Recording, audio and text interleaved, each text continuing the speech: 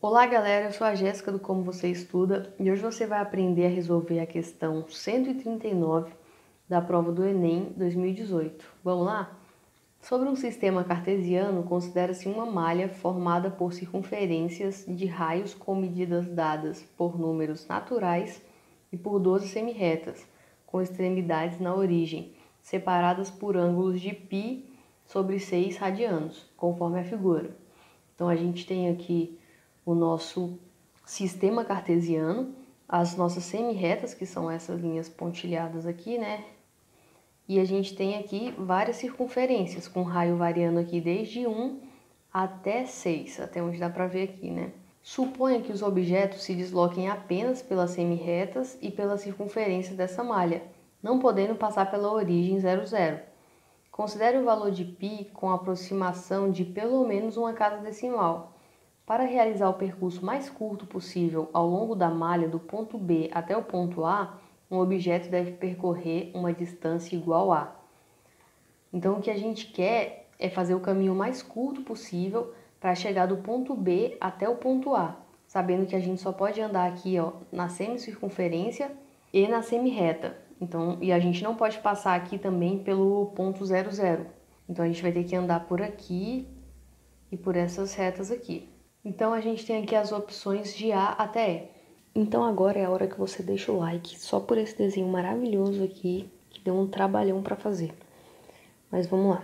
O que a gente quer fazer é sair desse ponto B e chegar no ponto A, através do caminho mais curto possível, sendo que a gente só pode andar onde está tracejado aqui, ó. A gente pode andar nessas circunferências, todas elas, e aqui nessas semirretas. Então, a gente não pode passar aqui pelo centro 00, a gente vai ter que andar sempre por aqui. Então, você pode dar a volta aqui por baixo, depois subir aqui, ou você pode subir aqui antes e andar por essa circunferência mais externa. Então, a nossa escolha é por qual circunferência a gente vai querer andar, porque a gente tem aqui várias circunferências, né, de 1 até 6. Então, quanto mais externa, maior o raio da circunferência. E a gente vai escolher por qual delas a gente vai querer andar. Bom, quando a gente analisa então a fórmula usada para calcular o comprimento de uma circunferência, que é o quanto a gente anda se a gente passar pela borda da circunferência, né? Então, se eu saísse desse ponto aqui, por exemplo, andasse toda a circunferência e voltasse para esse ponto, o comprimento seria o quanto eu andei aí nesse percurso.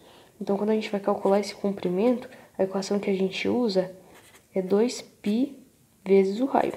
Então, se você observar aqui nessa equação, essa formulinha aqui, você vai ver que quanto maior o raio, maior o meu comprimento da circunferência. Então, quanto maior o raio dessa circunferência, mais eu vou andar para sair de um ponto e chegar no outro. Então, já que eu quero fazer aqui o menor percurso possível, o aconselhável é que eu ande, então, pela circunferência mais interna, que é a que tem o menor raio.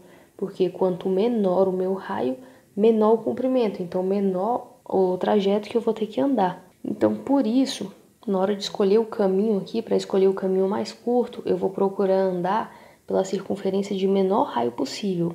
E nesse caso aqui, essa circunferência é a circunferência de raio 1, que é a circunferência mais interna, né? Então, na hora de andar pela circunferência, eu vou escolher andar por ela. Então, eu já sei que o caminho que eu vou fazer até chegar no ponto A, eu vou usar a circunferência mais interna, que é por onde eu vou andar menos. Agora, para chegar nessa circunferência interna, mais interna, né, eu vou ter que andar aí pelas semirretas. Então, para poder chegar aqui do ponto B no ponto A, passando por essa circunferência, primeiro eu vou ter que chegar do ponto B até essa circunferência, né? E o caminho que eu vou fazer para chegar até ela, o caminho mais curto, é andando através dessa reta aqui, né? Então, eu vou descer aqui até chegar nesse ponto. Chegando nesse ponto, então, eu já consegui alcançar aí a menor circunferência. Agora eu vou andar por ela. Então, eu vou ter que andar um pedacinho da circunferência até chegar aqui, né? E daqui, agora basta eu subir em linha reta nessa semirreta aqui para chegar até o ponto A. Então, daqui eu faço esse caminho subindo até chegar no ponto A. Então, esse é o menor caminho que dá para eu fazer, porque nesse caminho eu ando, então, pela circunferência de menor raio, como a gente já viu aí. Então, agora o que eu tenho que fazer é calcular qual é a distância que eu vou percorrer nesse caminho. Para isso, eu tenho que saber essa distância aqui, né, de B até chegar nessa circunferência de raio 1, que é esse ponto aqui.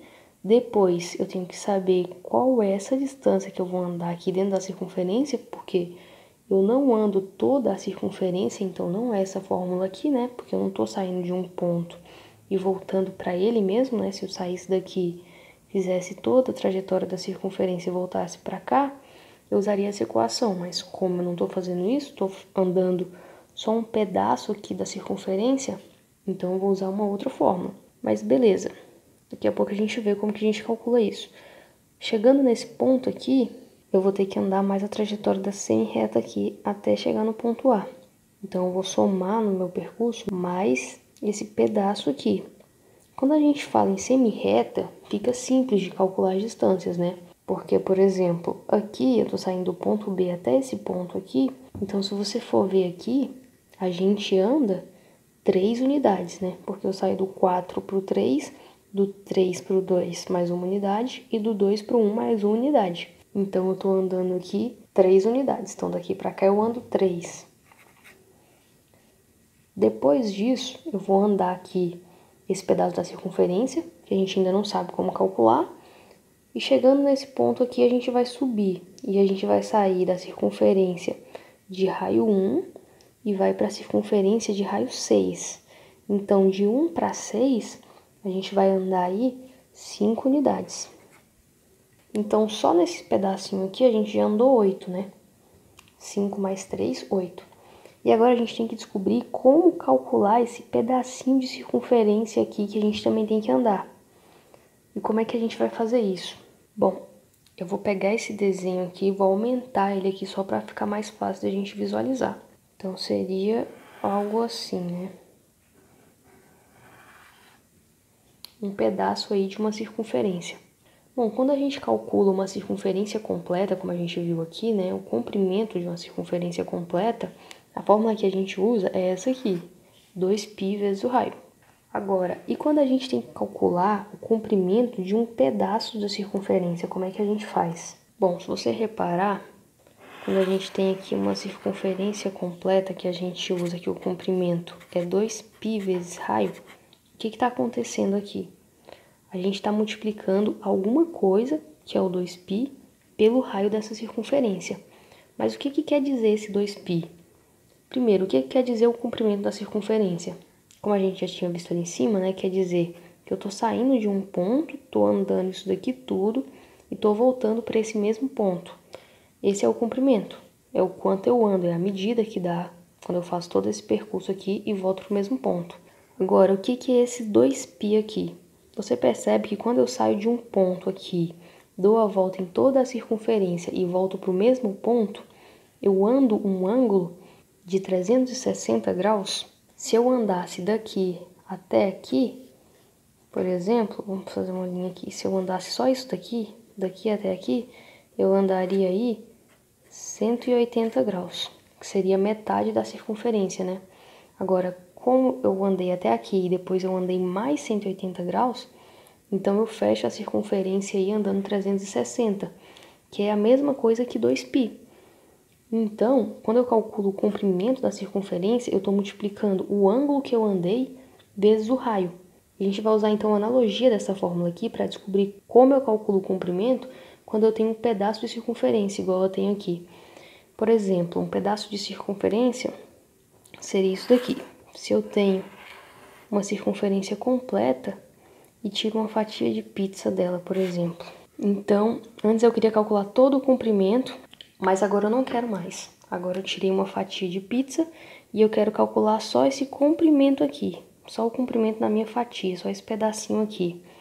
E eu ando, ao invés de andar agora 360 como eu andei aqui, para fazer todo o comprimento da circunferência, eu vou andar só um ângulozinho θ aqui.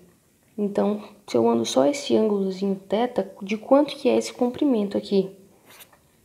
Agora a gente sabe que a gente tem que multiplicar isso daqui, que é o ângulo que eu andei, vezes o raio.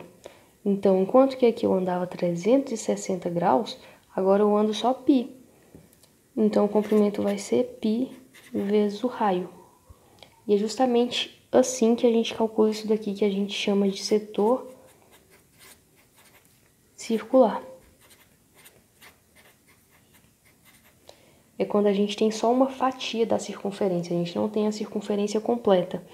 E é justamente o que acontece nesse caso aqui. A gente tem uma circunferência aqui de raio 1, mas a gente não anda por toda ela até chegar no mesmo ponto que a gente saiu, né?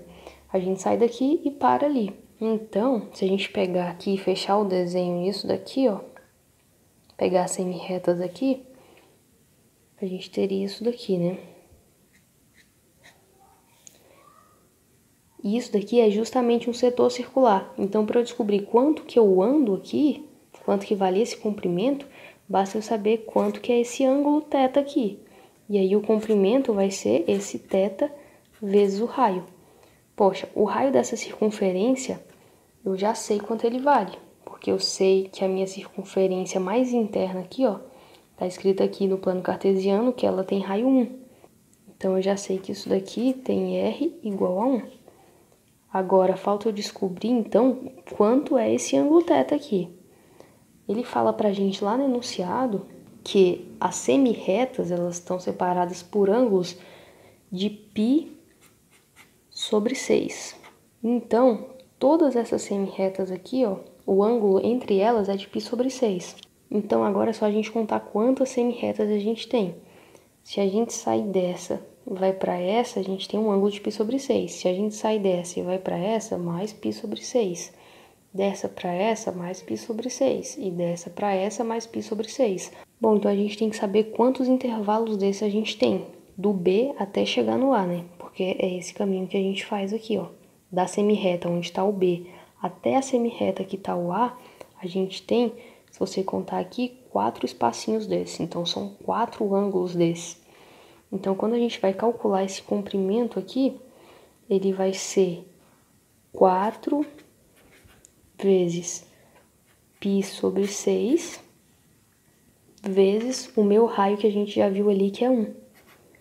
Então, esse daqui é esse comprimentozinho aqui, ó.